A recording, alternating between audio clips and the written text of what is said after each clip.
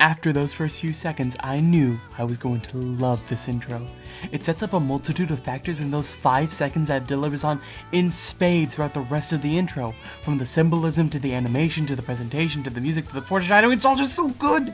Everything just comes together beautifully. In fact, those first few seconds had so much impact on me that it is the entire reason I'm making this video. Those first few seconds show just how far RWBY has come as a series, and to tell you why I love this intro so much, I need to give a quick overview of the trailers for volumes 1 through 3. Oh, and if you couldn't guess by this point, spoilers for volumes 1 through 3 are abundant. If you don't want those, well, then I suggest clicking away right about now.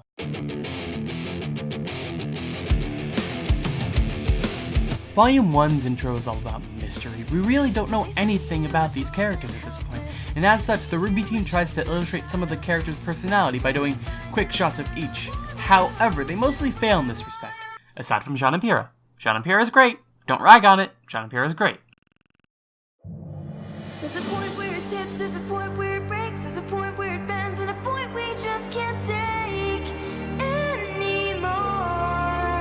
Volume 2's intro starts off sweeping, trying to give a sense of scale. This is done to great effect as it starts to set the tone of going away from Beacon perfectly. Also done with the song It's Time to Say Goodbye, as in goodbye to mainly Beacon. Then branching out into a large load of characters and some really pretty visuals. Only gripe I have with this intro is the random Grimm in the tundra. Just feels out of place compared to the rest of the intro. Anyway, this one is really good. My favorite of the first 3 volumes.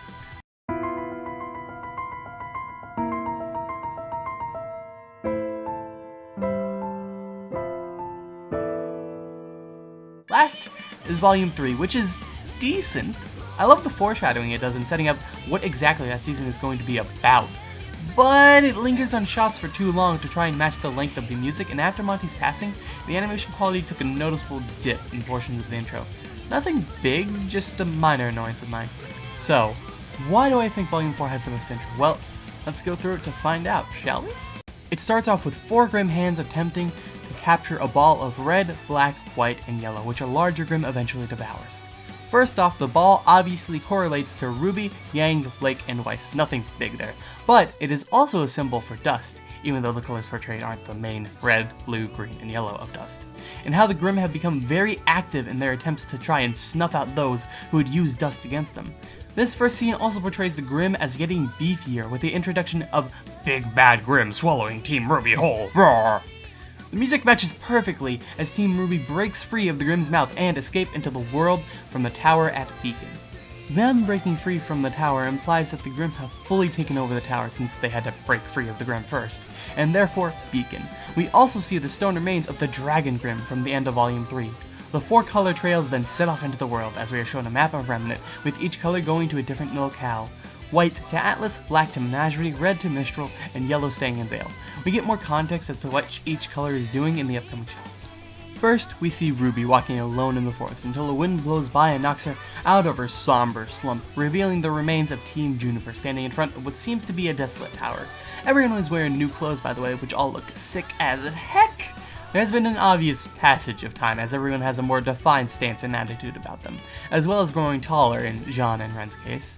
We see each of them brandishing their signature weapons, and around Jean's waist we see something of great significance, Pyrrha's red scarf, with Jean obviously wearing it in memory of Pyrrha. Speaking of Pyrrha, it seems as though Team Juniper has taken her death the hardest, with Jean's depressive face and Ren's slightly downward frown. Ren is usually stoic and shows no emotion, so for him to have even the tiniest frown is huge. Nora seems to be doing alright, but she's Nora. Their faces will give us some insight as to what the group dynamic will be between those 3, with Nora trying to cheer everyone up even though she's hurting on the inside, Jean being the cause of most of the group's strife as he took her death the hardest, and Ren just trying to moderate Jean and Nora's dispute on the matter. We see the newly formed Team Jinner, yes, I'm calling it Jinner, as in J-N-R-R, walking along a forest path when we see Crow watching over them until he is alerted by something in the distance. At which point we jump to Weiss studying, as she typically does, in a library when she looks behind her to see what seems to be a butler and his apprentice.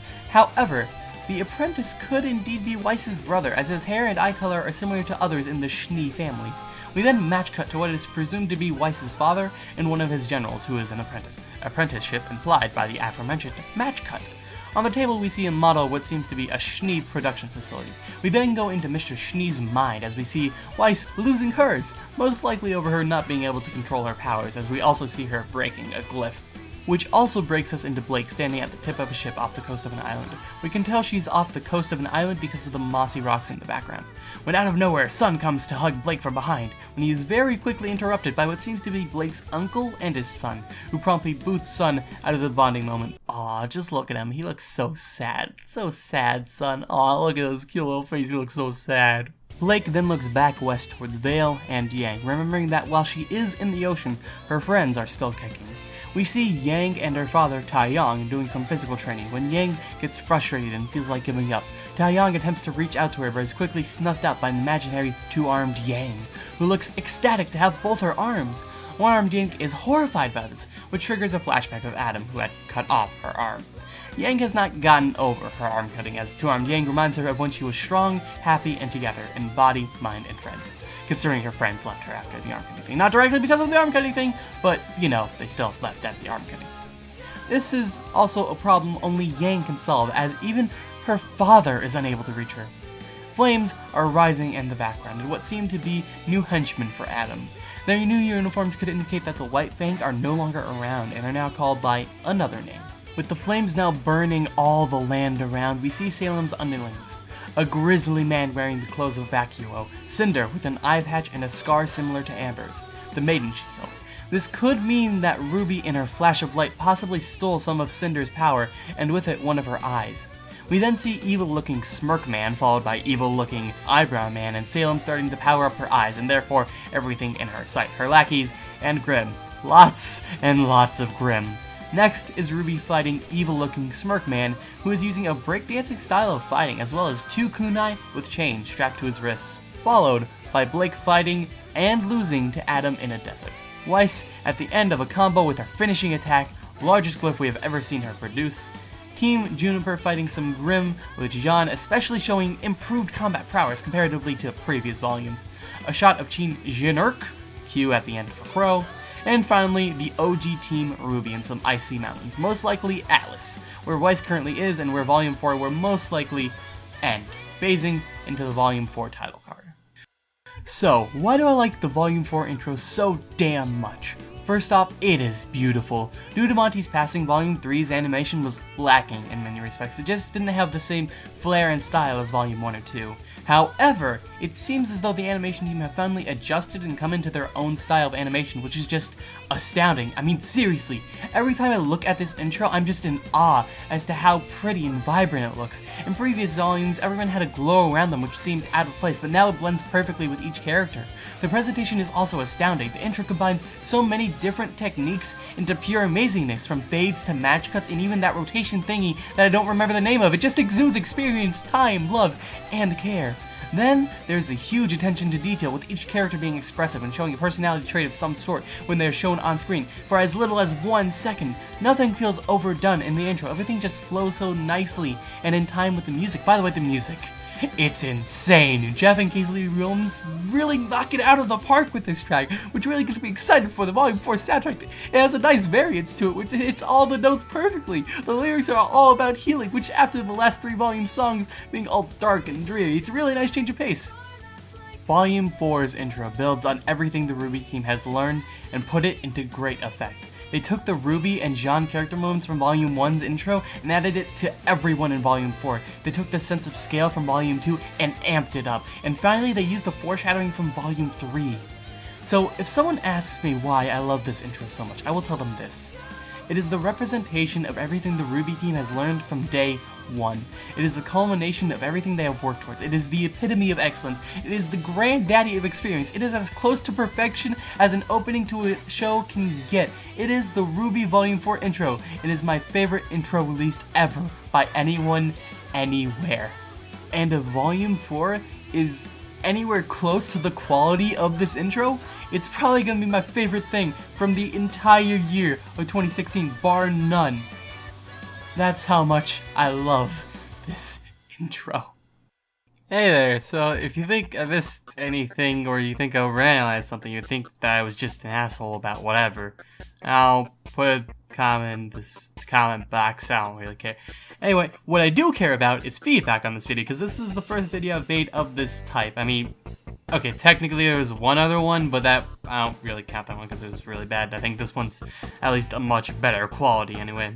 If I did something good, did something bad, just criticism some sort, please. I want the feedback a lot, please.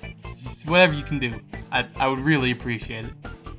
If you liked it, then hit the like button, I guess, or hit the button right next to the like button, also known as the dislike button, if you didn't like it, or if you're like neutral on it, I don't know, just walk away. I guess that doesn't matter to me.